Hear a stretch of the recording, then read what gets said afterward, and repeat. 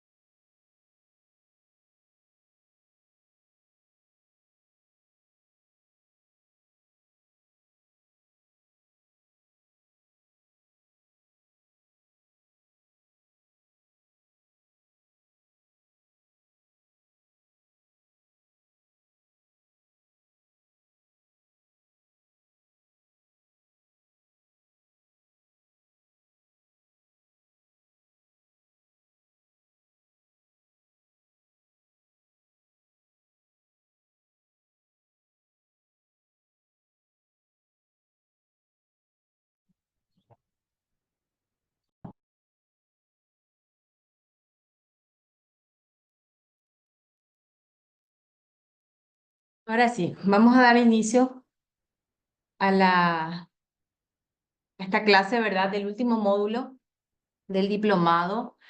Tengo entendido que tenemos este lunes, ¿verdad? Ahora, hoy, 21, y el próximo lunes, que va a ser en el horario, ¿verdad? Que nos toca, vamos a rendir el examen que corresponde al módulo 5, ¿verdad? O a la unidad 5.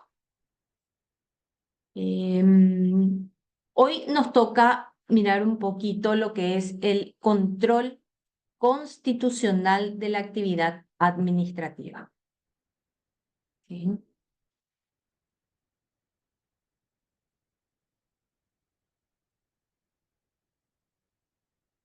A ver.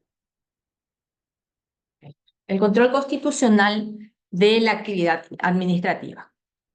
Y con ello,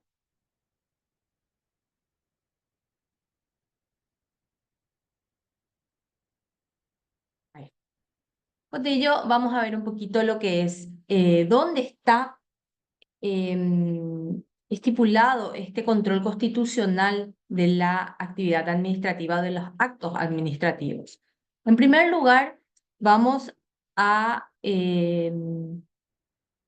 mirar lo que dice la Constitución, ¿verdad? Como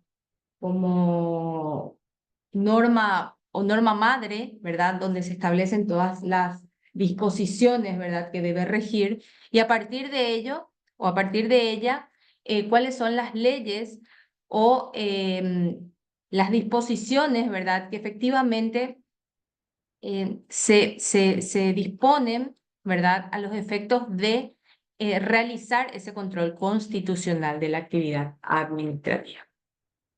Vamos a tener entonces, vamos a ver las normativas de la Constitución, establecidas como una de las garantías constitucionales, ¿verdad? Referente a la inconstitucionalidad, acción de inconstitucionalidad, excepción de inconstitucionalidad. También lo que establece la ley 609, ¿verdad? Sobre la competencia jurisdiccional que tiene la Corte Suprema de Justicia a través de la Sala Constitucional. También vamos a ver el Código Procesal Civil, cuyas normas están establecidas, en cuyas normas están establecidas el proceso que se debe seguir tanto en la acción como en la excepción de inconstitucionalidad. Y luego ya finalmente lo que es la impugnación de inconstitucionalidad en sí, ¿verdad?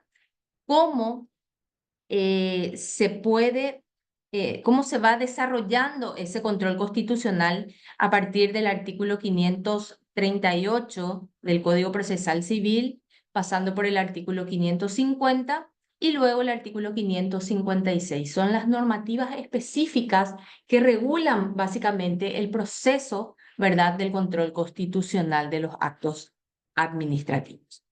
En este caso, llamamos, o de la actividad administrativa en sí, ¿verdad? Que pueden ser a través de normas, a través de decretos, de leyes, ¿verdad? De reglamentos, de ordenanzas y de cualquier otro acto normativo y acto administrativo, ¿verdad? Que se quiere impugnar por vía de la inconstitucionalidad.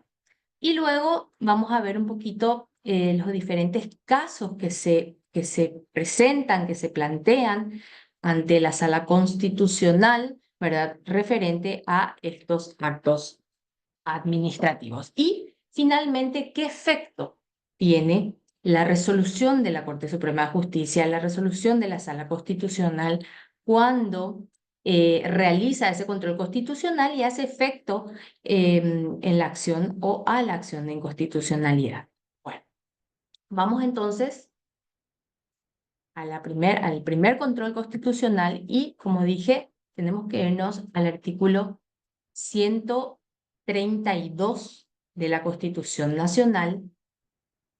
¿Por qué 132? ¿Por qué les llevo al artículo 132? Porque en ese capítulo es donde básicamente regula todas las garantías constitucionales y como todos sabemos, ahí existen 4 garantías constitucionales que una de ellas es la inconstitucionalidad. Las otras, como sabemos, está el habeas corpus, el habeas data y el amparo y finalmente la acción o la inconstitucionalidad. Pero nosotros hoy en este módulo vamos a desarrollar, o nos importa, ¿verdad?, desarrollar lo que es el control constitucional a través de la inconstitucionalidad. ¿Qué nos dice este artículo 132? Primeramente, nos dice que la Corte Suprema de Justicia tiene la facultad para declarar la inconstitucionalidad de las normas jurídicas y de las resoluciones judiciales en la forma y con los alcances establecidos en esta Constitución y en ley. Acá le da entonces la facultad a la Corte Suprema de Justicia de el estudio y el control constitucional de todas las normas que se presentan, ¿verdad?, ante ella, de normas jurídicas y no solamente normas jurídicas, sino también de resoluciones judiciales. En doble aspecto, entonces, realiza ese control constitucional de las normas jurídicas y de las resoluciones judiciales. Y dice en la forma que establece la Constitución y la ley. También, en concordancia con este artículo 132, vamos a irnos a el artículo 258, que habla de donde se establece la sección y específicamente dentro del capítulo del Poder Judicial, en la sección de la Corte Suprema de Justicia. ¿Qué nos dice este artículo 258? Dije, en concordancia con este 132, cuando nos dice, es la Corte Suprema de Justicia la que tiene la facultad para declarar la inconstitucionalidad tanto de normas como de resoluciones judiciales. Y el 258 habla de la integración y de los requisitos, ¿verdad? Y nos dice que la Corte Suprema de Justicia, bueno, estará integrada por 9 miembros y esta Corte Suprema de Justicia se organizará en salas. Todos sabemos que la Corte Suprema de Justicia hoy día está organizada, ¿verdad?, según la Constitución, en salas, y la Constitución nombra una de ellas que nos dice una de las cuales será constitucional. Una de las 3 salas que compone, ¿verdad?, la Corte Suprema de Justicia es la Sala Constitucional y esto está establecido por normas constitucionales a partir del 250. Bueno, luego vamos al 259, en donde ya nuevamente nos habla sobre los deberes y las atribuciones de la Corte Suprema de Justicia. Y nuevamente, en concordancia con el 132, nuevamente en concordancia con el 258, nos dice que son deberes y atribuciones, y vamos al numeral 5, ¿verdad?, que es lo que nos interesa hoy día.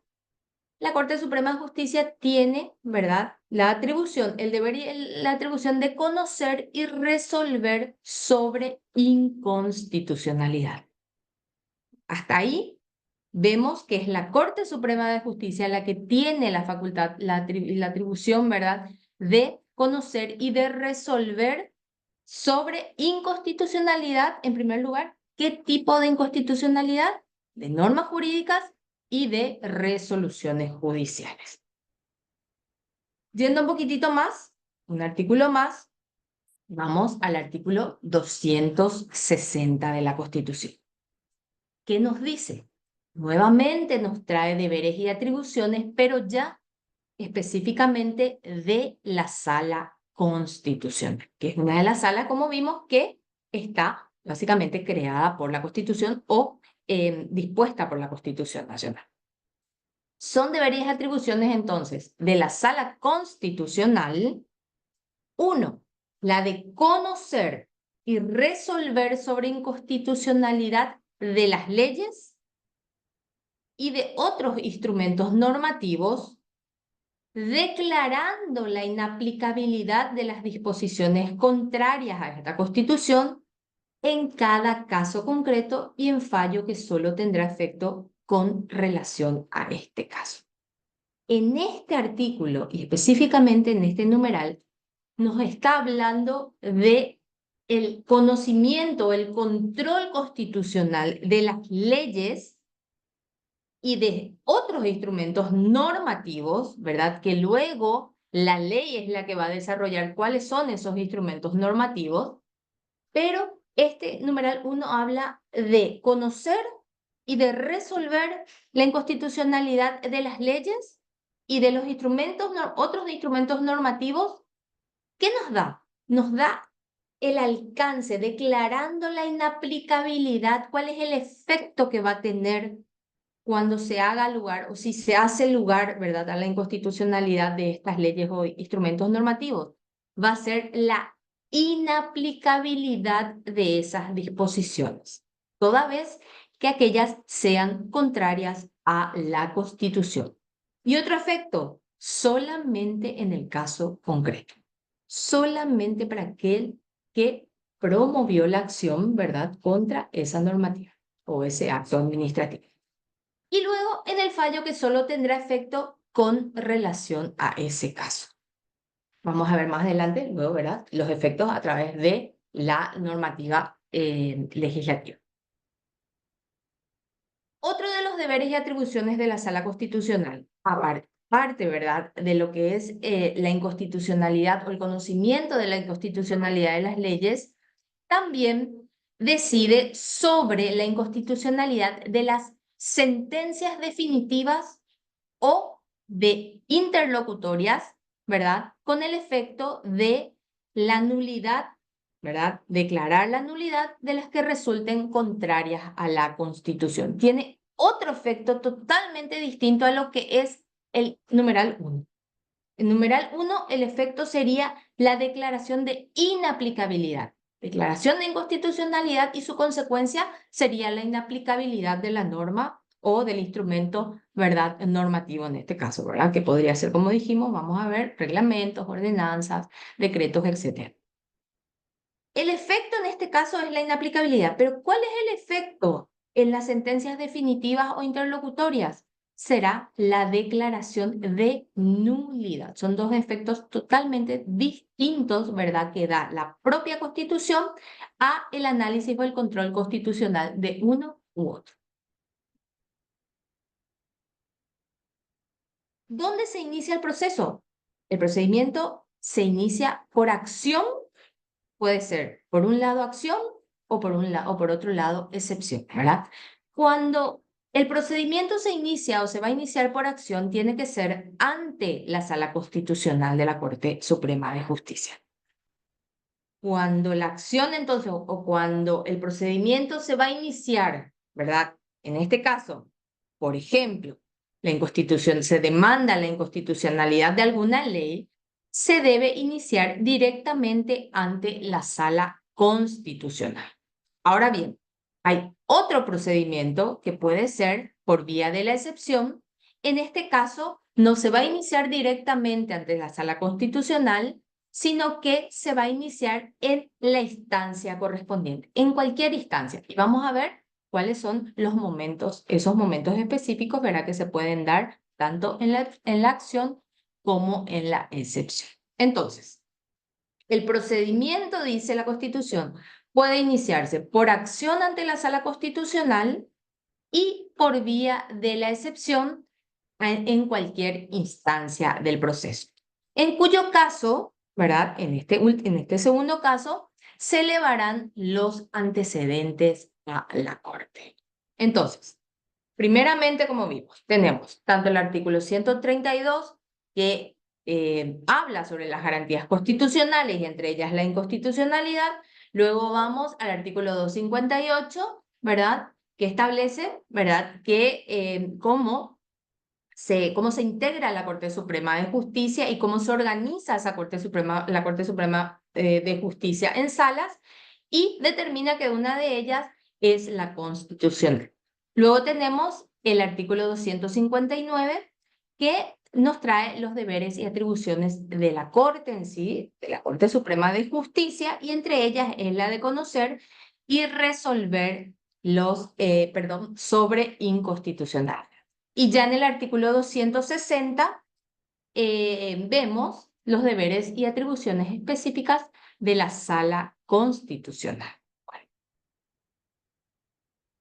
Seguidamente tenemos otro instrumento normativo, ¿verdad?, que legisla, que dispone, ¿verdad?, respecto al control constitucional, es la Ley 609, ¿verdad?, la que organiza la Corte Suprema de Justicia. Y esta ley, si bien a partir desde el capítulo 1 que habla, porque básicamente lo que trata esta ley 609 es cómo está organizada la Corte Suprema de Justicia, en realidad el artículo 3 es la que nuevamente nos delimita cuáles son los deberes y atribuciones, ¿verdad?, de la ley 609, de la Corte Suprema de Justicia.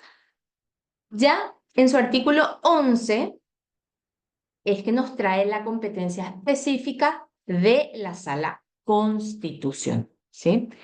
La competencia específica, tanto deberes y atribuciones de la Sala Constitucional. Y esto está nuevamente en concordancia, ¿verdad?, con lo que determina la Constitución, como vimos hace un rato, ¿verdad?, el artículo 260 de la Constitución. ¿Qué nos dice este artículo 11? Competencia. Son deberes y atribuciones de la Sala Constitucional los siguientes: conocer y resolver sobre inconstitucionalidad de las leyes y de otros instrumentos normativos, declarando la inaplicabilidad de las disposiciones contrarias a la Constitución en cada caso concreto y en fallo que solo tendrá efecto en relación a ese caso, ¿sí? En los casos de fallos que declaren la inconstitucionalidad de las leyes y los decretos, los mismos deberán ser comunicados a ambas cámaras del Congreso, ¿verdad?, y al Poder Ejecutivo en un tiempo no mayor a 15 días hábiles. El acceso a estas resoluciones será público y gratuito. Básicamente, este primer inciso A, es la misma normativa que establece la Constitución, la de conocer y resolver la inconstitucionalidad de las leyes y otros instrumentos normativos, y nuevamente el efecto que implica, ¿verdad?, la declaración de inconstitucionalidad de alguna norma o decreto o instrumento normativo, que es la de declarar la inaplicabilidad de la misma, ¿verdad?, toda vez que sea contraria a la Constitución, en el caso concreto y en el fallo que solo tendrá efecto en relación a ese caso. Y el segundo inciso que nos habla de la de decidir sobre la inconstitucionalidad de las sentencias definitivas o interlocutorias, declarando la nulidad de las que resulten contrarias a la Constitución. La misma normativa expresada en la Constitución se traslada a la Ley 609. Luego el artículo 12 de la Ley 609 habla un poquitito del proceso, del inicio del proceso, ¿verdad? El inicio del procedimiento, del proceso constitucional. Y nos habla sobre el rechazo in limine. ¿Qué nos dice este artículo 12 de la Ley 609? No se dará trámite a la acción de inconstitucionalidad en cuestiones no justiciables, ni a la demanda que no precise la norma constitucional afectada, ni justifique la lesión concreta que le ocasiona la ley, acto normativo, sentencia definitiva o interlocutoria. Nos da algunos requisitos formales que debe cumplir, ¿verdad?, el accionante para poder promover la acción, en este caso, tanto la acción como la excepción, ¿sí? ¿Qué nos dice? No se dará trámite, o sea, se rechazará in limine, sin estudiar el fondo de la cuestión en sí, si el justiciable, vamos a decirle el accionante, no precisa la norma constitucional afectada. En primer lugar, se debe precisar cuál es la norma constitucional afectada, y todo ello teniendo en cuenta que lo que estamos haciendo, o lo que hace la Sala Constitucional, es el control constitucional de alguna normativa, algún instrumento normativo o algún instrumento o algún acto administrativo. Debe precisar en el escrito de promoción de la acción, ¿verdad?, o la excepción, debe precisar cuál es la norma constitucional que considera afectada, ¿sí? Que considera que considera, nos dice norma constitucional afectada, que el accionante pretende, ¿verdad?, que en esa situación se está vulnerando.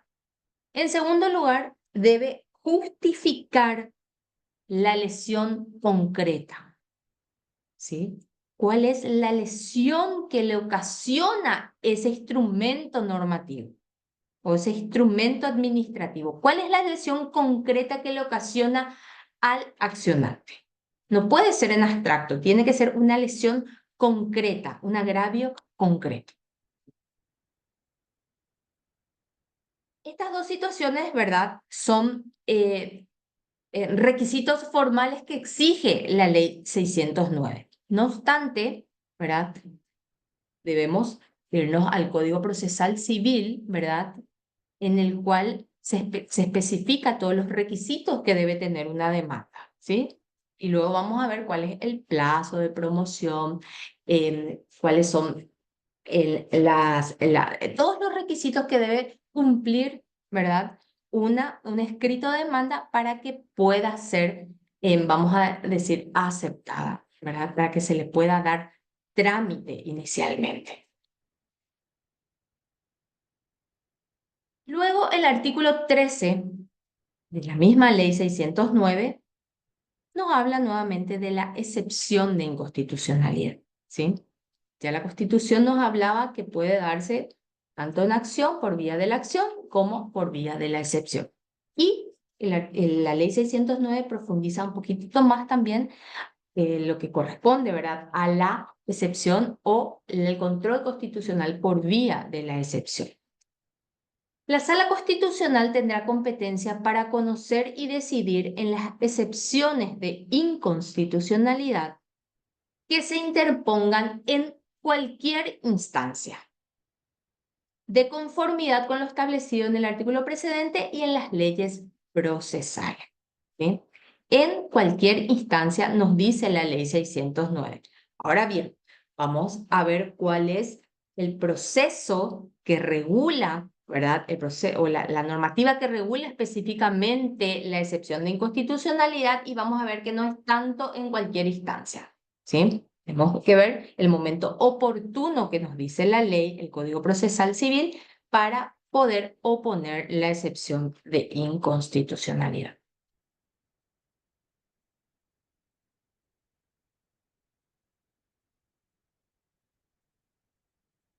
Ahora ya entramos a lo que es básicamente las normas que regulan este proceso constitucional, ¿verdad? Este proceso de control constitucional por parte de la Sala Constitucional. Y en primer lugar tenemos, y esto está establecido en el libro cuarto del Código Procesal Civil, que nos habla de los juicios y procedimientos especiales. Entre ellos, el título primero nos dedica, ¿verdad?, lo que es la impugnación de inconstitucionalidad. Y ahí vemos dos ramas de la impugnación de inconstitucionalidad.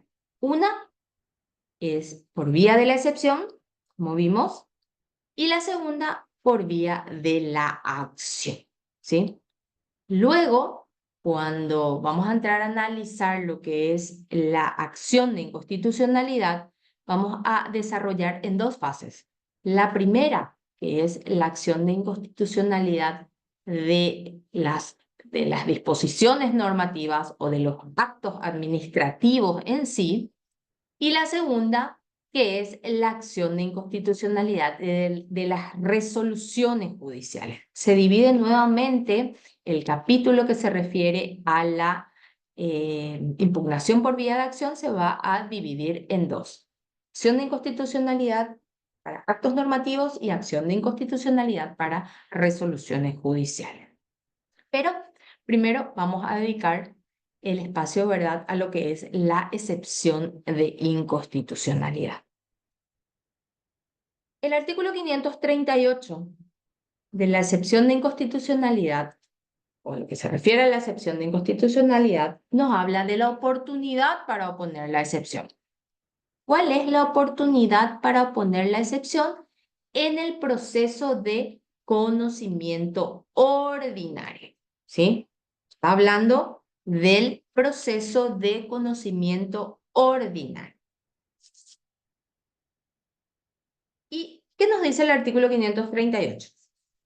La excepción de inconstitucionalidad deberá ser opuesta por el demandado o el reconvenido al contestar la demanda o la reconvención.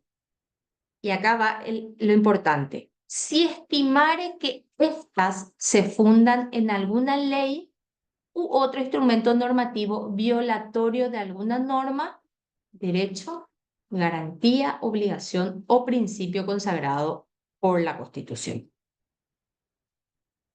También deberá ser opuesta por el actor o el reconveniente en el plazo de 9 días cuando estimare que la contestación de la demanda o la reconvención se funda en una ley u otro acto normativo inconstitucional por las mismas razones. Este plazo se computará desde la notificación de la providencia que tiene por contestada la demanda o la reconvención. ¿Qué podemos extraer de este artículo, de esta normativa respecto a la excepción de inconstitucionalidad? Primero, ¿quién puede promover la excepción? Y la norma nos dice que los únicos que pueden promover la excepción es el demandado o el reconvenido. Nunca puedo poner en la excepción el que promueve la demanda. Y en este caso, vamos a nuestro proceso, ¿verdad? Contencioso administrativo, el que plantea la demanda contenciosa administrativa no puede promover la demanda conjuntamente con su escrito de demanda. No lo puede hacer. Porque va a ser rechazada en sede constitucional, ¿sí? En la sala constitucional. Porque la norma es muy clara al decir que solamente puede oponer el demandado o el reconvenido al contestar la demanda o la reconvención, ¿sí? Si estima que tanto la demanda o la reconvención se funda en una ley u otro instrumento normativo que sea violatorio de la Constitución.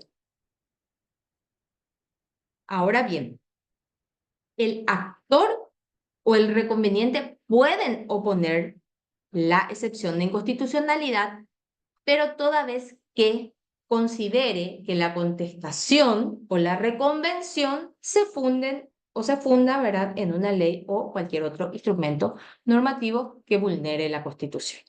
Esos son los momentos oportunos para oponer la excepción. En la contestación de la demanda, ¿verdad? O al ser notificado de la contestación de la demanda toda vez que considere, ¿verdad?, que esa contestación o reconvención está vulnerando alguna norma constitucional. Y nos da un plazo, ¿verdad? Nos da un plazo. En cuanto a la primera oportunidad, que es la oportunidad en cuanto a la contestación, nos dice después de 9 días, ¿verdad? El plazo se computará desde la notificación de la providencia que tiene por contestada la demanda o la reconvención. ¿Sí? Entonces tenemos el plazo de 9 días hábiles. Recuerden nuevamente, el plazo es de 9 días. Seguidamente, cuando hablamos de excepción, se va a correr traslado, una vez opuesta a la excepción de inconstitucionalidad, se corre traslado, ¿verdad? El juez dispondrá la formación de un expediente separado, el cual estará integrado por las compulsas de las actuaciones cumplidas hasta ese momento y dará traslado tanto a la otra parte como a la Fiscalía General del Estado, ¿sí? En ese orden. Primero se corre traslado a la contraparte y luego se corre traslado a la Fiscalía General del Estado por el plazo de 9 días, ¿sí? Siempre 9 días hábiles. Una vez contestados los traslados o vencidos los plazos para hacerlo, el juez remitirá el expediente a la Corte Suprema de Justicia, es decir, a la Sala Constitucional. Y es ahí donde empieza el trabajo o el control constitucional, ¿verdad?, de la sala. A partir de que el expediente, a partir de la recepción de ese expediente, de las compulsas, como se dice, ¿verdad?, de ese expediente, inicia el control constitucional de la sala. Se deben cumplir todos esos requisitos, todos esos pasos, ese procedimiento para que recién la Corte Suprema de Justicia tenga acceso, ¿verdad?, a la carpeta, vamos a decir, al expediente en sí, y pueda comenzar su análisis, el control, ¿verdad?, efectivo constitucional. Hay que tener en cuenta también que hay una jurisprudencia nueva, relativamente nueva, de la Sala Constitucional, que hace referencia a que el magistrado, el juez, ¿verdad?, que recibe la excepción de inconstitucionalidad o ante quien se opone la excepción de inconstitucionalidad y no reúne estos requisitos que vimos en su oportunidad, ¿verdad?, que es, tiene que ser contra alguna normativa, la excepción es opuesta contra alguna ley u, dice, otro instrumento normativo, solamente contra esas disposiciones pueden ser opuestas a la excepción de inconstitucionalidad.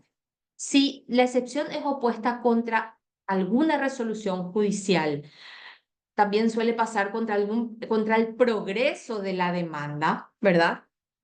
La jurisprudencia de la Corte nos dice hoy día que el juez tiene la facultad de rechazar in limine, básicamente, de no dar trámite a esa excepción, entonces no sigue el juicio o la demanda, ¿verdad?, sin que se eleven los antecedentes ante la Corte Suprema de Justicia y sea la Corte la que efectivamente rechace la excepción por los defectos formales. Hoy día, entonces, la Sala Constitucional o la jurisprudencia de la Sala Constitucional nos dice que ya es el magistrado el que puede hacer ese rechazo, ¿verdad?, en sede ordinaria. Así. En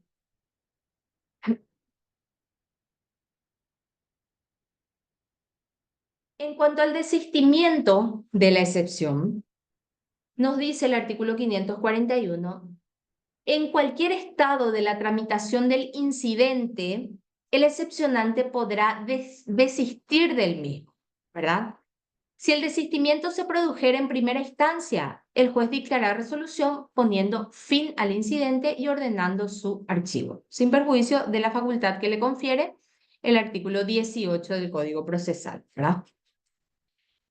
Sin embargo, si se produjere ante la Corte Suprema de Justicia, ésta podrá hacer uso de su facultad de declarar de oficio la inconstitucionalidad.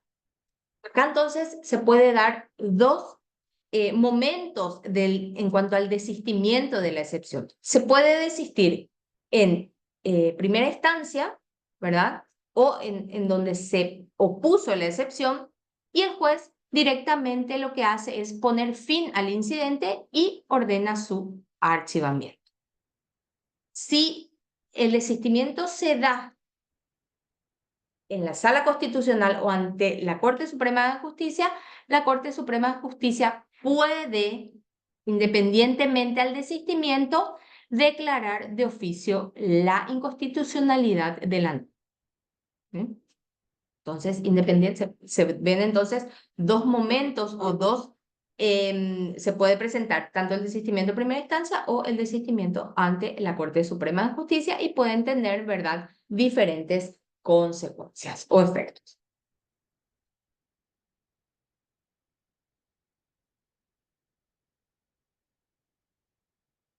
¿Cuál es la forma y el contenido de la decisión de la Corte Suprema de Justicia respecto a la excepción de inconstitucionalidad? La Corte Suprema de Justicia dictará resolución bajo la forma de sentencia definitiva, ¿sí? En este caso, de acuerdo y sentencia. Dentro de los 30 días de recibido el expediente. Bueno, sabemos que eso en la mayoría de los casos no se cumplen, ¿verdad? Pero no hay tampoco una sanción, ¿verdad?, si es que ese plazo no es cumplido. si hiciera lugar a la excepción, declarará la inconstitucionalidad de la ley o del instrumento normativo de que se tratare y su consecuente inaplicabilidad al caso concreto. ¿Cómo se ve? El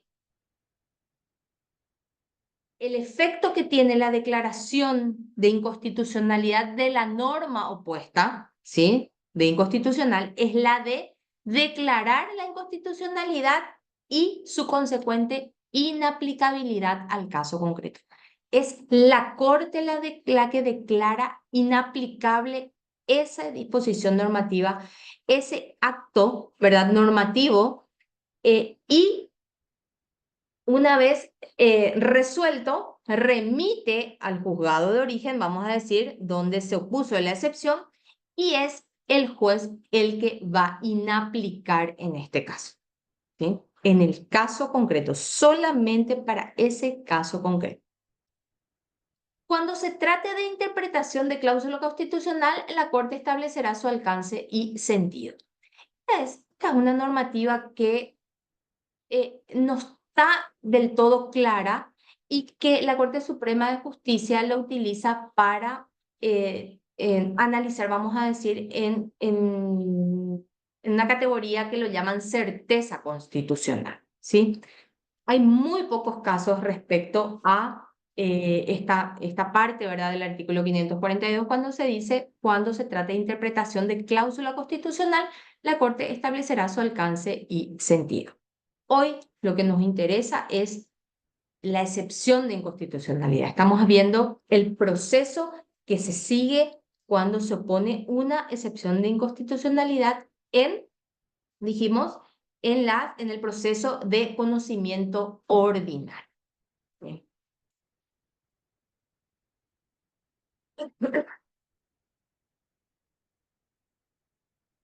Aspecto importante de la oposición de la excepción de inconstitucionalidad es la que establece el 543, que nos dice que la interposición de la excepción no suspende el curso del proceso principal, ¿verdad? No suspende oponer una excepción de inconstitucionalidad no significa suspender hasta ese momento el proceso principal, sino que el proceso sigue hasta llegar hasta el estado de sentencia. Es ahí donde el juez va a parar, va a esperar que la Corte decida, ¿verdad?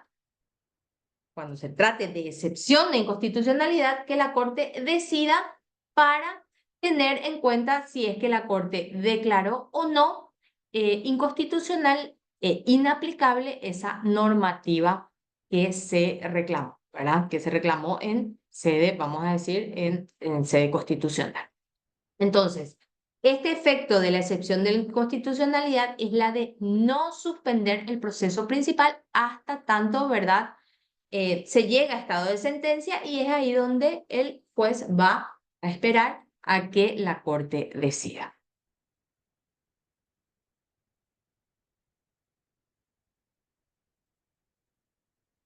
Luego ya tenemos lo que es la excepción de inconstitucionalidad en segunda y en tercera instancia. ¿Se puede oponer la excepción en segunda y en tercera instancia? Sí, se pueden oponer también. ¿Qué nos dice el 545? En segunda o tercera instancia, el recurrido deberá promover la excepción al contestar la fundamentación del recurso. Ese es el momento oportuno, entonces, en segunda y en tercera instancia. Al momento de contestar la fundamentación del recurso, basado en las causas previstas en el 538, es decir, cuando, ¿verdad?, considera que se basa en una norma inconstitucional o violatoria de la Constitución. ¿En qué plazo permite oponer la excepción en segunda y en tercera instancia? Ya no en el plazo de 9 días como se establecía, ¿verdad?, para el proceso de conocimiento ordinario, sino en el plazo de 3 días hábiles. El recurrente entonces deberá promover la excepción de inconstitucionalidad en segunda o tercera instancia en el plazo de 3 días hábiles cuando estima que en la contestación se haya incurrido en las causas previstas inicialmente. Es decir, que tenga, que considere, ¿verdad?, que esa recurrencia se basa en una norma inconstitucional. Hola.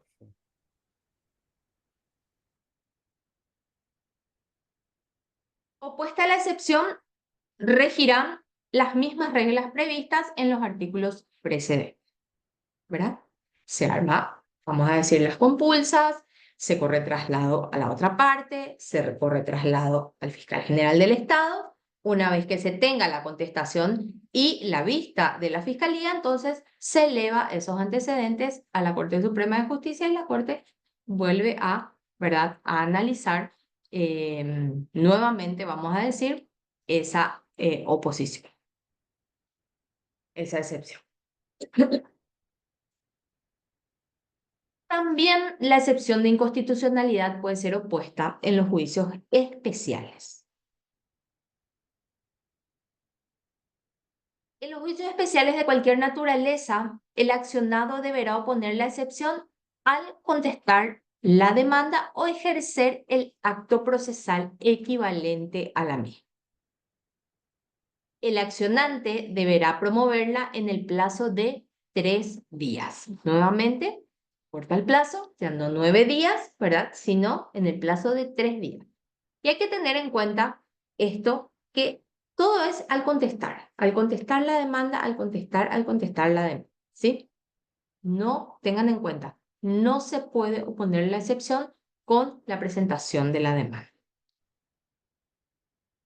Entonces, en los juicios especiales de cualquier naturaleza, el accionante deberá promoverla en el plazo de 3 días desde la notificación de la providencia que tenga por contestada la demanda o por ejercido el acto procesal equivalente. Luego tenemos la excepción de inconstitucionalidad en los incidentes. También se pueden oponer excepciones de inconstitucionalidad en los incidentes. El interesado deberá oponer la excepción al contestar el incidente y el incidentista deberá hacerlo en el plazo de 3 días de notificada la contestación. ¿Sí? La promoción de la excepción, estamos hablando en los incidentes, no impide que prosiga el curso principal. Solo se suspenderá el pronunciamiento de la sentencia definitiva si se trata de incidente que afecte el fondo y tenga reconocido carácter suspensivo. En los demás casos, el juez o tribunal podrá dictar sentencia definitiva aunque la Corte no hubiese resuelto la excepción. ¿Sí? Entonces, como vemos, no suspende el juicio principal, ¿sí?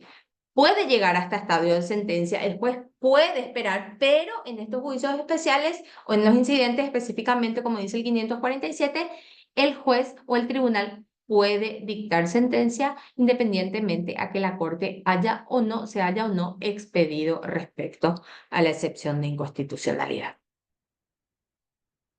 En cuanto a cómo se notifica, ¿verdad?, la resolución de excepción de inconstitucionalidad deberá ser siempre notificada por cédula a la otra parte y al fiscal general del Estado en la forma prevista en este código.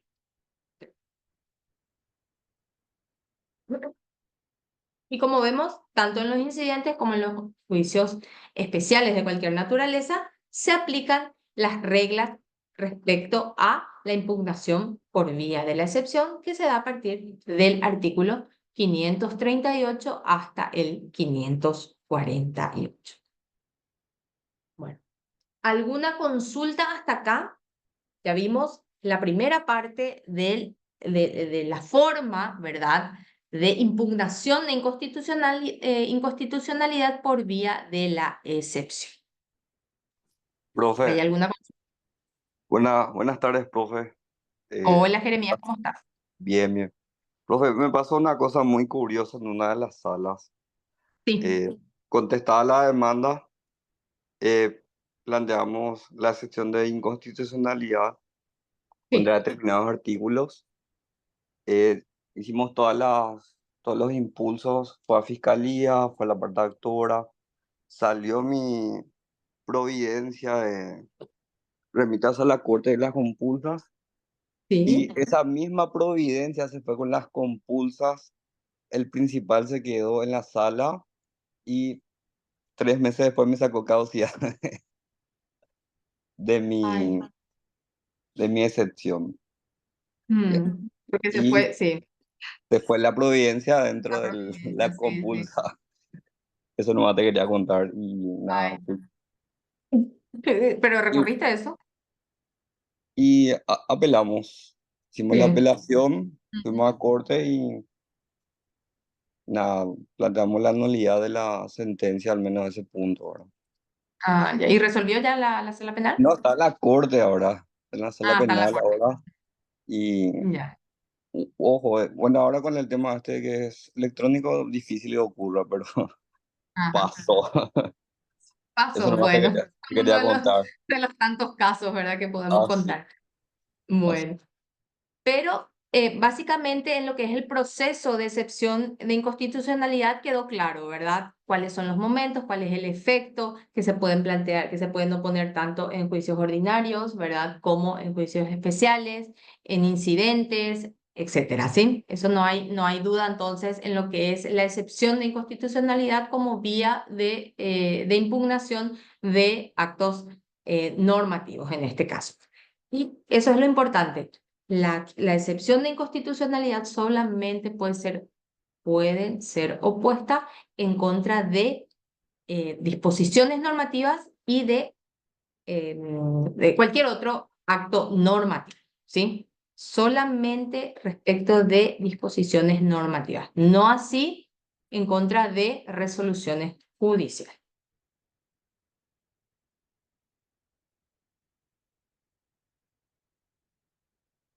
Ahora pasamos a analizar lo que es la otra forma o la otra vía, ¿verdad?, de control constitucional. Y esto es por vía de la acción de inconstitucionalidad, ¿sí?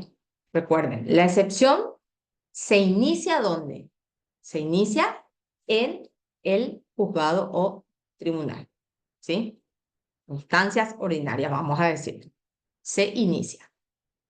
El control constitucional por vía de la acción se inicia directamente ante la Corte Suprema de Justicia, es decir, ante la Sala Constitucional. Que hay situaciones que también analiza el Pleno, ¿verdad? Analiza el Pleno, pero son muy contadas situaciones, como son, por ejemplo, y eso nos trae la Ley 609 también, las cuestiones de las resoluciones del Tribunal Superior de Justicia Electoral, por ejemplo, ¿verdad? La inconstitucionalidad de ese tipo de resoluciones analiza el Pleno de la Corte Suprema de Justicia. Si bien se presenta directamente ante la Sala Constitucional por una normativa, esta no entiende directamente como Sala Constitucional, sino entiende el Pleno de la Corte. Pero son situaciones muy específicas que se dan, ¿verdad?, para ciertas cuestiones. Lo que es la impugnación por vía de la acción, entonces, se presenta ante la Sala Constitucional de la Corte Suprema de Justicia. ¿Y qué nos dice el 550? A ver, toda persona lesionada en sus legítimos derechos por leyes, decretos, reglamentos, ordenanzas municipales, resoluciones u otros actos administrativos que infrinjan en su aplicación los principios o normas de la Constitución, tendrán facultad para promover ante la Corte Suprema de Justicia la acción de inconstitucionalidad en el modo establecido por las disposiciones de este capítulo. Como ven, acá ya no es solamente que le afecta la norma o la ley o el decreto, las disposiciones de alguna norma, decreto, reglamento, sino también cualquier acto administrativo puede ser demandado ante la Corte Suprema de Justicia, ¿verdad?, para el control constitucional. Ya es más amplio, ya no es solamente disposición normativa como veíamos en la excepción de inconstitucionalidad, para ese caso concreto, para ese juicio específico, ¿sí? En este caso es toda persona considerada lesionada por alguna ley, decreto, reglamento, etcétera, otro acto administrativo, y que infrinja en su aplicación algún principio constitucional, puede promover entonces ante la Corte la acción de inconstitucionalidad. ¿Bien? Cuando hablamos de otros actos administrativos, estamos hablando de cualquier resolución, y ahí vamos a la ley 1462, ahí vamos a la ley 6715, ¿verdad? Que nos dice el acto administrativo tiene que haber agotado la instancia, tiene que ser definitivo ese acto administrativo para que pueda ser demandado ante sede constitucional, ante la sala constitucional, ¿sí? Entonces, tenemos cualquier norma cualquier norma legal, cualquier norma, cualquier disposición de algún decreto, de algún reglamento, de alguna ordenanza, de alguna resolución y de cualquier acto administrativo puede ser entonces, puede proceder, vamos a decir, la acción de inconstitucionalidad para el control constitucional respectivo. En este caso, vemos, en cuanto a la acción, dos situaciones. Están los actos normativos de carácter general y están los actos normativos de carácter particular. La prescriptibilidad o no de la acción va a ser de acuerdo de qué tipo de acto normativo se está accionando. El 551 nos habla de la imprescriptibilidad de la acción y su excepción, ¿sí?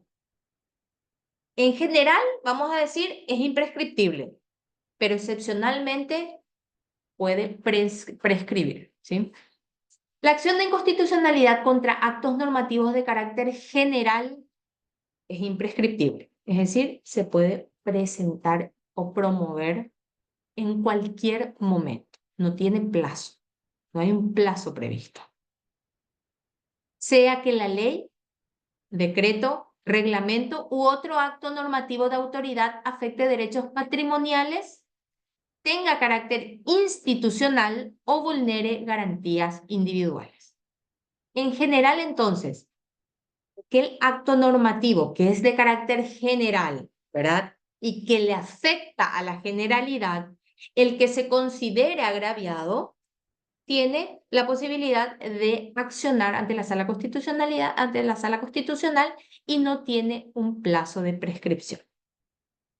Sin embargo, cuando hablamos de la excepción, o sea, la excepción a la regla general, estamos hablando bien, nos dice que el acto normativo, o si el acto normativo tiene carácter particular, ya sea porque afecta solamente derechos de personas expresamente individualizadas en ese instrumento, ¿sí? La acción prescribe a los 6 meses contados a partir de su conocimiento por el interesado. ¿Sí? 6 meses entonces, 6 meses corridos, ¿sí? Acá no se cuenta días hábiles, son 6 meses corridos a partir de su conocimiento por el interesado. Acá no dice a partir de su notificación, no. A partir del conocimiento por el interesado. El interesado tiene que demostrar efectivamente que tuvo conocimiento o en qué momento tuvo conocimiento de ese instrumento, ¿verdad? Y a partir de ahí se va a contar el plazo de 6 meses. Entonces, tenemos dos plazos. El plazo imprescriptible, que es para los actos normativos de carácter general, y el plazo de prescripción de 6 meses contados a partir de su conocimiento, ¿verdad?, por el interesado, para los actos normativos de carácter particular. ¿Sí? La norma nos dice bien cuáles son los generales y cuáles son los de carácter particular. Particular, el que le afecta, dice, solamente en los derechos de personas específicas, personas expresamente individualizadas en ese instrumento. Entonces, vemos que el plazo imprescriptible para uno y de prescripción de 6 meses para el otro. ¿Cuáles son los requisitos que debe reunir la demanda de inconstitucionalidad? En este caso, de la acción de inconstitucionalidad. Al presentar su escrito, el actor deberá mencionar claramente la ley, el decreto, el reglamento, el acto normativo de autoridad impugnado y la disposición inconstitucional, ¿sí? Además de mencionar cuál es el acto que le está, que está impugnando y que le está afectando, debe citar la norma, el derecho, el principio constitucional que sostenga haberse infringido. ¿Sí? ¿Ves? Debe haber una conexión entre la disposición que considera inconstitucional y cuál es la normativa que él considera que está violando. ¿Sí? ¿Cuál es esa normativa? Fundando en términos claros y concretos la petición. Debe ser claro cuál es el agravio específico que le ocasiona esa normativa, ¿verdad? Esa normativa y cuál es la violación a qué norma constitucional, ¿verdad? Se está refiriendo. En términos claros y concretos. En todos los casos, la Corte examinará previamente si se hayan satisfecho estos requisitos. En caso contrario, desestimará sin más trámites. Y ahí vamos nuevamente a la ley 609, ¿verdad? Cuando dice, en caso contrario, desestimará sin más trámites la acción. Nos vamos al artículo 12 de la ley 609, que se refiere al rechazo in limine. Si no están reunidos estos requisitos que se establecen en la ley 609, estos requisitos que se establecen en el artículo 552, entonces la Corte puede rechazar in limine la acción de inconstitucionalidad. In limine se refiere a no estudiar el fondo de la cuestión en sí, sino analizar los requerimientos formales que precisa la normativa, la ley.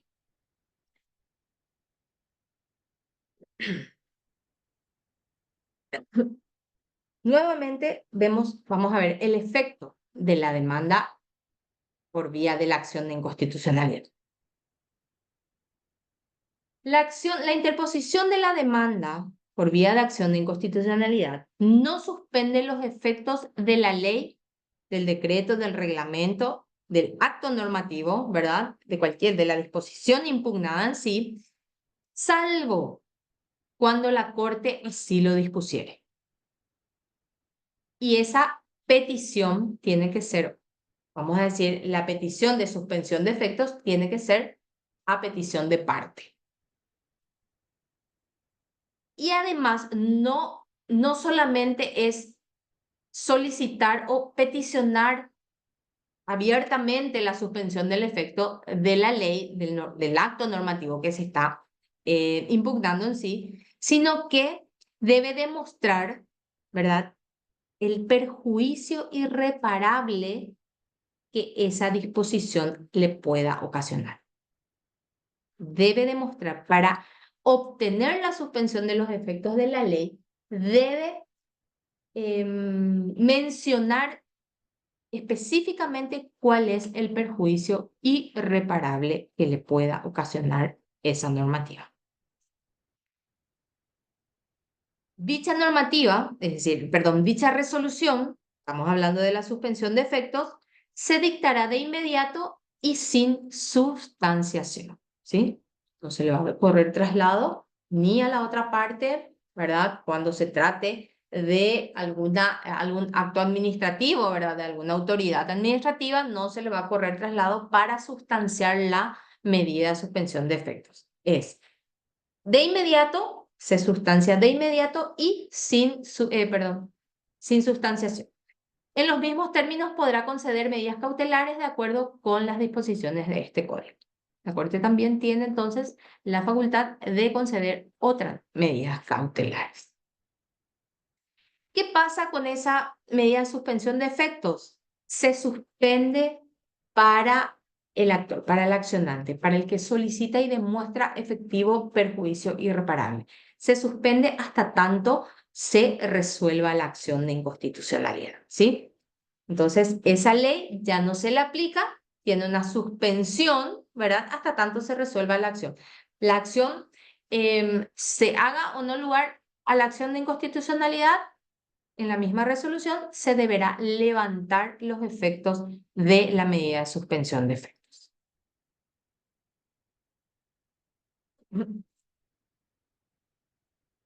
¿Cómo se sustancia? Ya hablando de la acción de inconstitucionalidad.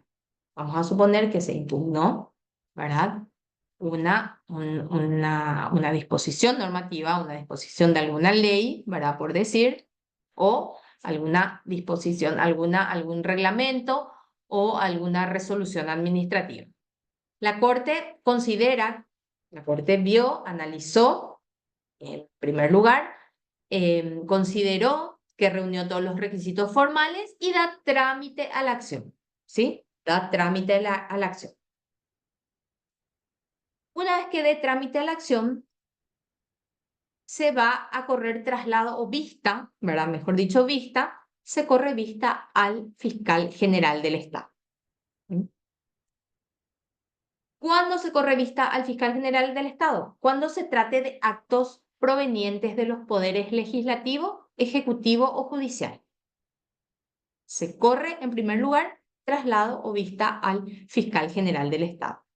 Se oirá además, en su caso, dice la normativa, a los representantes legales de las municipalidades o corporaciones o a los funcionarios que ejerzan la autoridad pública de la cual provenga el acto normativo. Se puede entonces también correr traslado a la autoridad pública de donde proviene ese acto normativo, pero no es de una obligatoriedad, ¿verdad? O sea, la Corte no tiene la obligación de correrle traslado a la autoridad, ya sea municipalidad, corporación, etc. Pero sí lo debe hacer escuchando o oyendo la vista del fiscal general del Estado.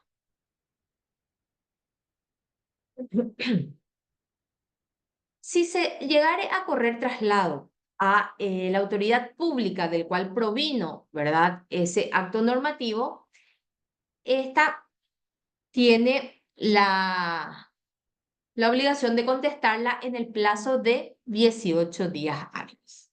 ¿Sí? Se le cita y se le emplaza en el asiento de sus funciones para que la contesten dentro del plazo de 18 días hábiles. Si hubiera cuestiones de hecho que requieran ser aclaradas o probadas, la Corte ordenará las diligencias para mejor proveer que sean necesarias. Normalmente, cuando se corre vista a la Fiscalía General del Estado y la Fiscalía considera, ¿verdad?, requerir alguna actuación, entonces lo que hace es pedir la suspensión del plazo para contestar esa vista, ¿verdad? Devuelve los antecedentes a la Corte Suprema de Justicia y la Corte lo que hace es proveer, ¿verdad?, como corresponde de acuerdo a lo que requiere el Ministerio Público. La Corte pronuncia su fallo bajo la forma de acuerdo y sentencia definitiva. Nuevamente nos habla de un plazo de 30 días. ¿Cuál es el efecto de la sentencia de la Corte respecto a la acción de inconstitucionalidad contra actos normativos y contra actos administrativos? La sentencia de la Corte solo tiene efecto para el caso concreto, ¿sí? El efecto es inter partes, solamente para el caso concreto. En consecuencia, si hace lugar a la inconstitucionalidad, deberá ordenar a quien corresponda que se abstenga de aplicar en lo sucesivo al favorecido por la declaración de inconstitucionalidad. ¿Sí? Entonces, no tiene un efecto erga omnes, sino es un efecto inter partes, solamente para aquel que promovió la acción, ¿verdad?, y que logró salir favorecido por la declaración de inconstitucionalidad. solamente para el caso concreto, entonces es, y dice, a petición de parte, podrá entonces, si la parte solicita, entonces la Corte deberá ordenar a quien corresponda que se abstenga de aplicar en lo sucesivo al favorecido por la declaración de inconstitucionalidad de la norma jurídica de que se trata. ¿Sí? Entonces, tenemos la impugnación por vía de la acción, puede ser cualquier persona que se encuentre o que se considere lesionada en sus legítimos derechos, ¿verdad? Por cualquier norma de alguna ley, de algún decreto, de algún reglamento, de alguna resolución, ordenanza, etcétera, ¿verdad? Y de otros actos administrativos, pero que en su aplicación infrinjan alguna norma o principio constitucional. ¿Sí? ¿Tiene plazo de promoción de la acción? Tiene plazo cuando se trata de actos normativos de carácter particular. Cuando se trata de actos normativos de carácter general, es imprescriptible, dijimos. Los requisitos están establecidos tanto en el 552 como en la ley 609, ¿verdad? Que ya habíamos visto. Y también, no obstante a ello, nos remitimos a las normas del Código Procesal Civil para la promoción de cualquier o la presentación de cualquier demanda. ¿Cuál es el efecto? Dijimos que no suspende la promoción de la acción, no suspende los efectos de la ley. ¿Sí? Vamos a suponer que viene de la ley, del decreto, del acto administrativo, del acto normativo, ¿verdad? Que se ha impugnado.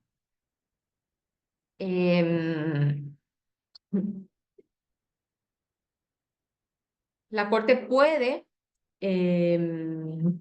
declarar la suspensión de efecto del acto impugnado, ¿verdad? A petición de parte, y esto una vez va a ser ordenada el levantamiento con la sentencia, ¿verdad?, de inconstitucionalidad, se haga o no lugar a la acción. La demanda de inconstitucionalidad o la acción de inconstitucionalidad se sustancia oyendo necesariamente al fiscal general del Estado, ¿verdad? Por revista al fiscal general del Estado, y en su caso podrá oír también, dice, a los representantes de las instituciones o de la autoridad pública que dictó el acto normativo. Esto tiene un plazo, ¿verdad? Estas partes tienen un plazo de 18 días para poder contestar la contestación de la acción en sí. Y el efecto de la sentencia, que tiene un efecto interpartes, ¿verdad? Solo hace o declara la inaplicabilidad para el caso concreto para aquel que fue favorecido por la acción de inconstitucionalidad. Hasta acá entonces es respecto a la acción contra actos normativos y contra actos administrativos. Después vamos a dar unos ejemplos, ¿sí? Vamos a continuar, vamos a desarrollar todo lo que es normativa y después damos ejemplos y casos. Ahora bien, dijimos que la acción de inconstitucionalidad se divide en dos partes. La primera que es que se puede recurrir, ¿verdad?, ante la Corte Suprema de Justicia para promover la acción contra cualquier normativa que afecte, ¿verdad?, a la persona. Y el 556 del Código Procesal Civil nos habla de las acciones de inconstitucionalidad contra resoluciones judiciales, ¿sí? Tiene un procedimiento distinto a lo que es la acción de inconstitucionalidad de actos normativos. El 556 dice: acción contra resoluciones judiciales. La acción procederá contra resoluciones de los jueces o tribunales cuando nos presenta dos casos. Por sí mismas sean violatorias de la Constitución, por sí mismas, una acción de inconstitucionalidad directa, le llamamos, ¿verdad? Porque por sí misma esa resolución es violatoria de la Constitución. Y en el segundo caso, cuando la resolución judicial se funde en una ley, en un decreto, en un reglamento u otro acto normativo de autoridad contrario a la Constitución en los términos del artículo 550. Entonces, tenemos dos situaciones. La primera es que esa resolución por sí misma sea inconstitucional, ¿sí? Ya sea porque viola un debido proceso, porque es arbitraria, etc. Y la segunda, porque la resolución judicial se funda, ¿verdad? Su fundamento se debió a una ley, un decreto, un reglamento u otro acto normativo que es contrario o que se considera contrario a la Constitución. ¿Cuáles son los requisitos de la demanda y el plazo para deducir, verdad, este tipo de acción contra resoluciones judiciales? Primero, como cualquier demanda, el demandante debe constituir domicilio e individualizar claramente la resolución impugnada, ¿sí? Porque la acción se va a presentar, si bien es una acción autónoma, la acción de inconstitucionalidad no es un recurso, no es un recurso de apelación. O sea, la Corte Suprema de Justicia no es una tercera instancia, es una acción autónoma. Comienza de nuevo, vamos a decir. Entonces, el actor debe constituir domicilio, debe individualizar claramente la resolución que se está impugnando y además el juicio en el que hubiese recaído. Citará además la norma, derecho, garantía, principio, sección constitucional que sostenga haberse infringido, fundado en términos claros y concretos su petición.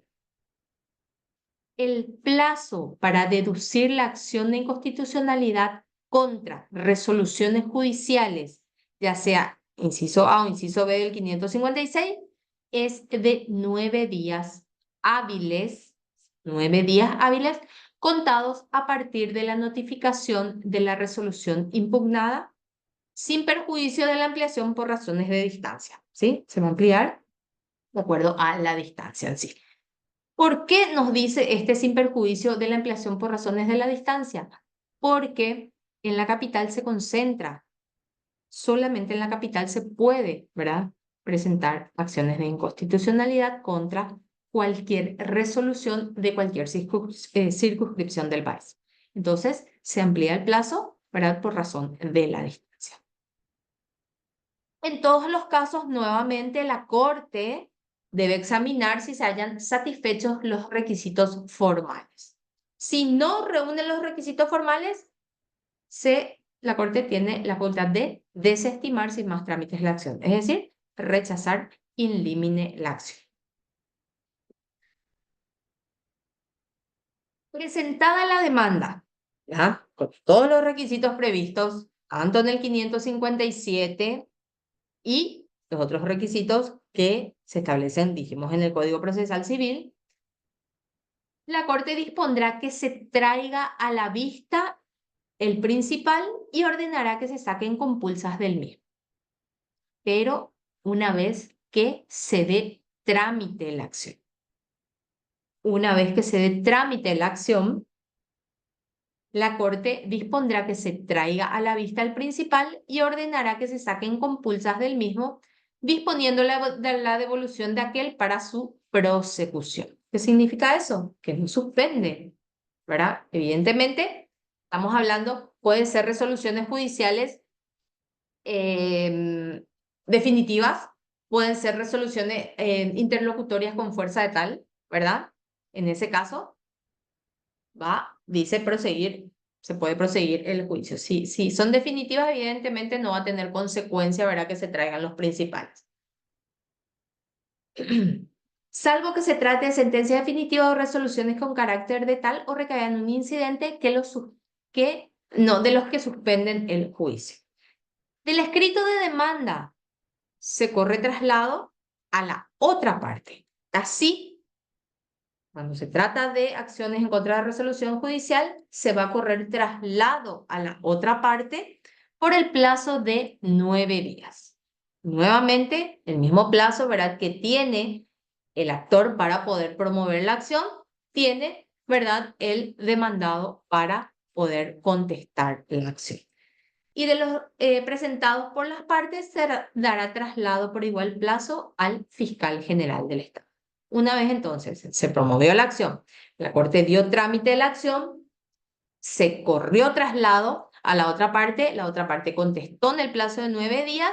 Una vez que se tenga todas esas actuaciones, se corre vista al fiscal general del Estado, que tiene nuevamente un plazo de 9 días para poder dictaminar. Con los escritos de referencia transcurridos los plazos para presentarlos, quedará conclusa la causa para definitiva. Se observarán además lo dispuesto por este código para la demanda y su contestación. Es lo que dijimos, ¿verdad? Vamos a irnos a lo que establece el Código Procesal Civil para lo que es la demanda y contestación. En cuanto al efecto de la demanda de inconstitucionalidad en contra de resoluciones judiciales, tenemos que la interposición de la demanda tendrá efecto suspensivo cuando se trate de sentencia definitiva o de interlocutoria con fuerza vetal. Solamente en estos casos se suspende, ¿verdad?, la promoción de la demanda, suspende los efectos de la sentencia, cuando se trate de sentencias definitivas o de interlocutorias con fuerza vetal. En los demás casos no tendrá ese efecto, salvo que a petición de parte la Corte así lo dispusiere para evitar gravámenes irreparables. ¿Qué quiere decir esto? Que si no se trata de sentencia definitiva o de interlocutoria con fuerza, de verdad, de definitiva, entonces la Corte puede resolver la suspensión de efectos de esa disposición, de esa resolución judicial. La Corte Suprema de Justicia pronunciará su fallo en la forma y en el plazo previsto en el 554, es decir, en el plazo de 30 días, en forma de acuerdo y sentencia. Si la Corte hace lugar a la acción de inconstitucionalidad, declarará la nulidad de la resolución impugnada. No ya la inaplicabilidad para el caso concreto, sino lo que hace es declarar la nulidad de esa resolución judicial y devuelve la causa al juez o tribunal que le sigue en el orden de turno. ¿Sí? Entonces, el efecto de la declaración de inconstitucionalidad de las resoluciones judiciales es la nulidad de la resolución impugnada, se debe devolver y ¿quién va a estudiar? Estudia el tribunal que le sigue en el orden de turno.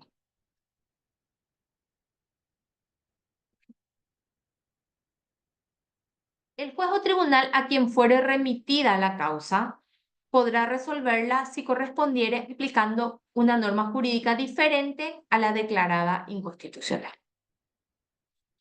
Este último párrafo del 560 se refiere a el inciso B del 556. ¿Por qué?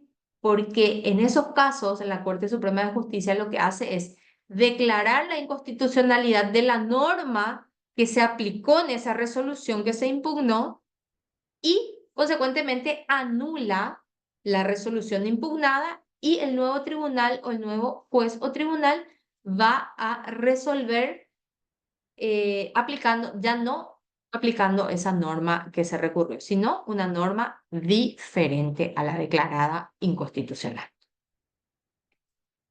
Ahora bien, interposición previa de recursos. Hay que tener muchísimo cuidado cuando se promueven acciones de inconstitucionalidad por este artículo 561, que nos dice interposición previa de recursos ordinarios.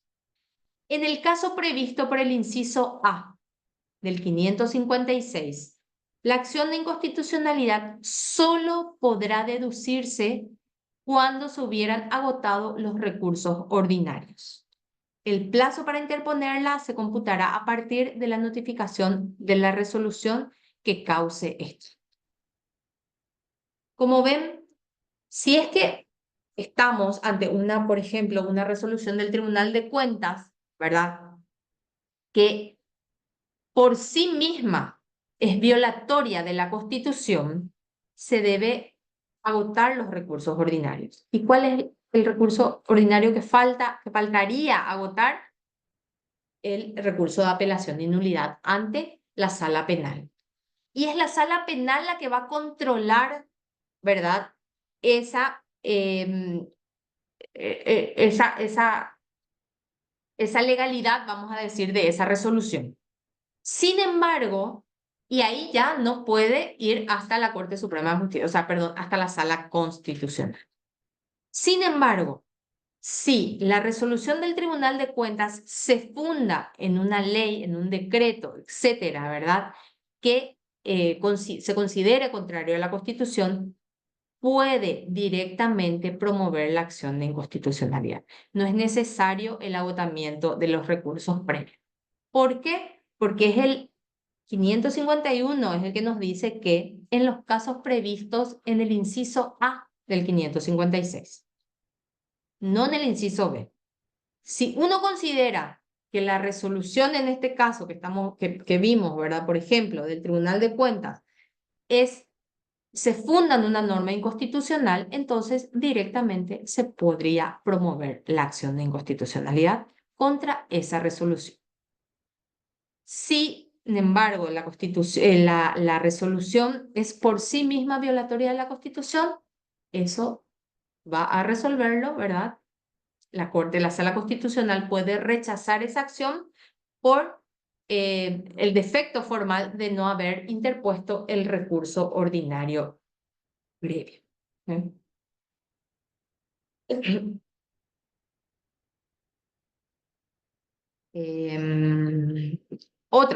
Otro tema es la imposibilidad de interponer la acción si no se hubiese deducido la excepción.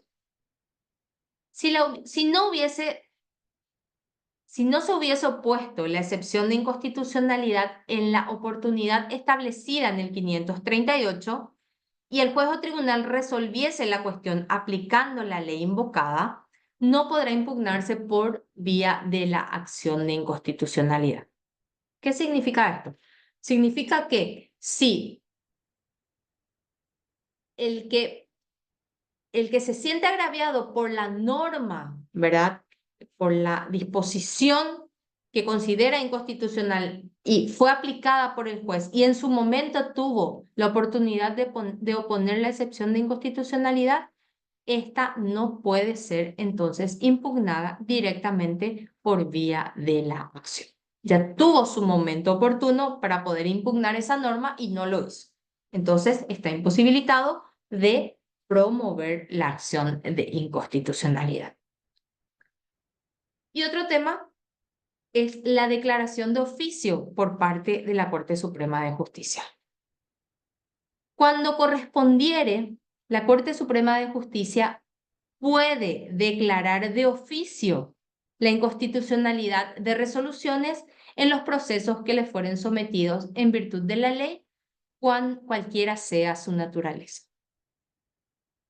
Muy pocos casos se vieron en la Corte Suprema de Justicia que se haya declarado de oficio la inconstitucionalidad de la resolución judicial, ¿sí? Hay uno o dos casos que los voy a tratar de ubicar cuáles fueron ya en cortes anteriores, vamos a decir, ¿verdad? No esta corte nueva, sino en cortes en constitución de sala constitucional, ¿verdad? Anterior, pero sí hubieron declaraciones de oficio, ¿verdad? Cuando se promovió la acción contra esa resolución y no fueron en los mismos términos y la Corte determinó, ¿verdad?, que se podía declarar de oficio la inconstitucionalidad en otros términos, así lo hizo. Y por último, tenemos la inimpugnabilidad de las resoluciones de la Corte Suprema de Justicia. Tanto el artículo 564 de la ley del Código Procesal Civil como el artículo 17 de la ley 609 nos habla sobre la inimpugnabilidad o irrecurribilidad de las resoluciones de la Corte Suprema de Justicia. Y nos dice que no serán atacables por vía de la acción de inconstitucionalidad las resoluciones dictadas por la Corte Suprema de Justicia. No pueden ser atacadas por vía de la acción las resoluciones tanto de la sala penal como de la sala civil, ¿sí? Porque hay un criterio uniforme que las decisiones de la sala constitucional o las decisiones de la sala penal o las decisiones de la sala civil son consideradas decisiones de la Corte Suprema de Justicia como un conjunto. Entonces, por esa razón, tanto el 564 del Código Procesal Civil como el 17 de la 609 prohíbe la irrecurribilidad de las resoluciones de la sala o del pleno de la Corte Suprema de Justicia, ¿verdad? Vía el recurso, vía acción de inconstitucionalidad. Ahora, los casos. A ver, ¿hay alguna pregunta hasta acá? ¿Alguna duda en cuanto a estas formas de impugnar tanto resoluciones judiciales, tanto disposiciones normativas, ¿verdad? Por vía de la acción o de la excepción de inconstitucionalidad?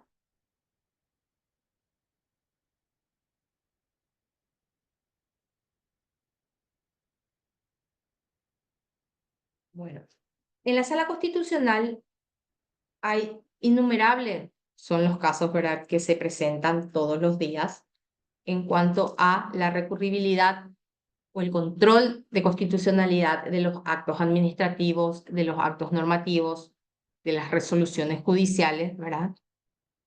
Y como vimos, el procedimiento está establecido básicamente en el Código Procesal Civil. La Sala Constitucional o la Corte Suprema de Justicia lo que hace es analizar básicamente los requisitos que se presentan, ¿verdad? Los requisitos, que si se reúnen los requisitos, tanto del 557, tanto del 552, tanto del 538, 39, 40, del Código Procesal Civil, y así lo entiende y declara, en un principio, el análisis lo hace y declara el rechazo in limine o la admisión o el trámite de la acción en sí, ¿verdad? Y una vez que se dé trámite la acción, ya va analizando de acuerdo a estas normativas que se presentan.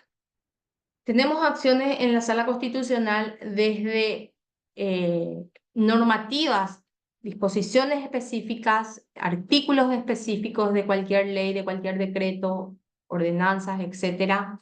Tenemos actos administrativos respecto a resoluciones de cualquier organismo y entidad del Estado.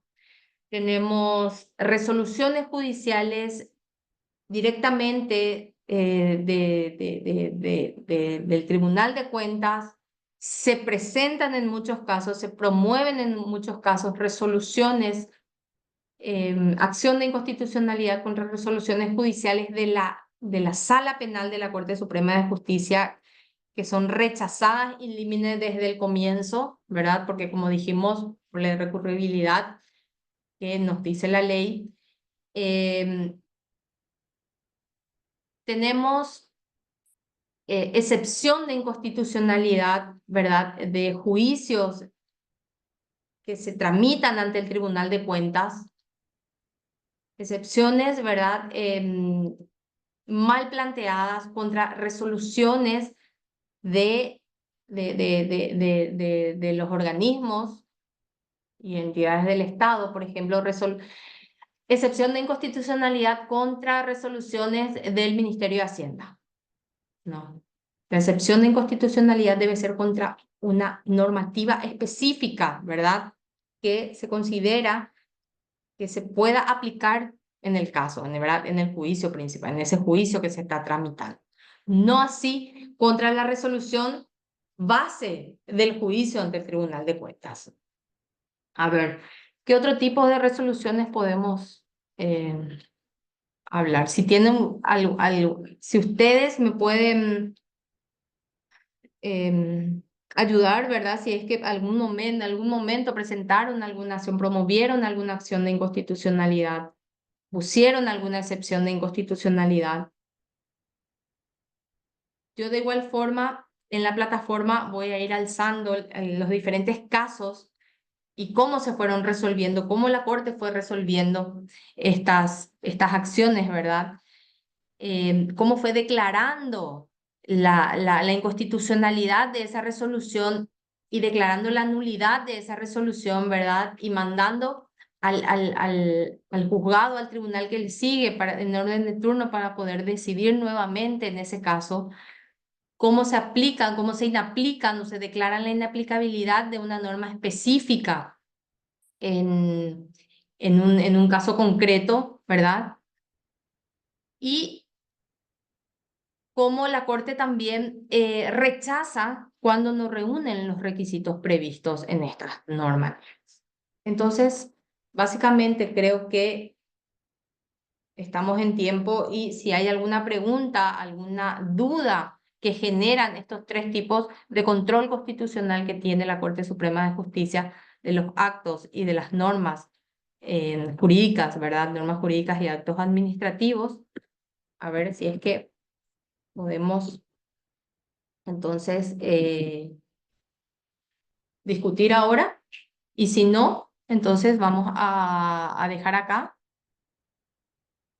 No antes decirles y volver a decirles, ¿verdad? Que nuestro examen del módulo vamos a hacerlo en el día lunes 28, en el mismo horario, de 6 a 8, de 18 a 20 horas. Ese va a ser el horario establecido para el examen de este módulo.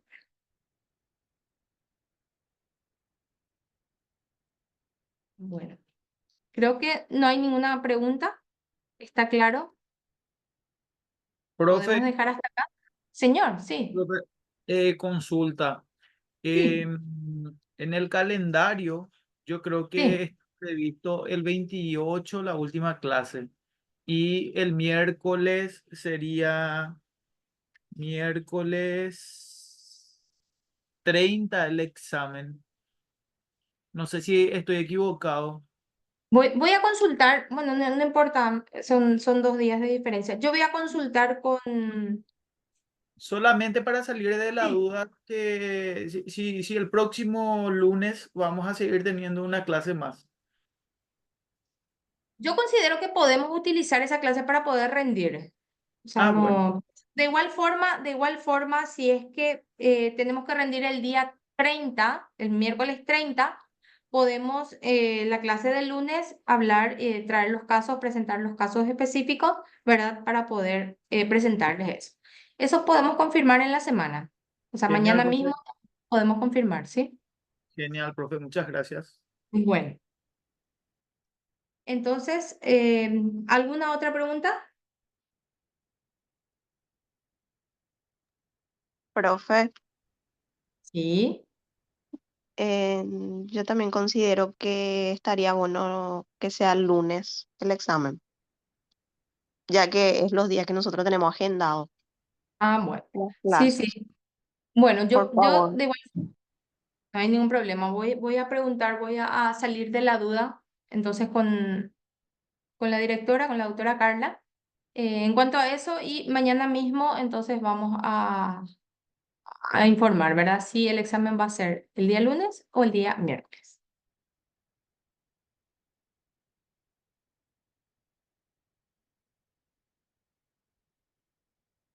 Bueno, entonces llegamos hasta acá y cualquier duda que tengan pueden escribir al WhatsApp. sin ningún problema le vamos a responder, ¿verdad? Sacar, antes del examen, sacar los inconvenientes o dudas que tenga. Muchísimas gracias por todo y nos encontramos, si Dios quiere, bueno, el día lunes, si es que vamos a tener una clase más, o el día miércoles en el examen, el día miércoles para el examen. ¿Está bien? Gracias, Tengan doctora. todos Muchas gracias. una buena semana. Gracias, doctora. Chao, Igual. chao.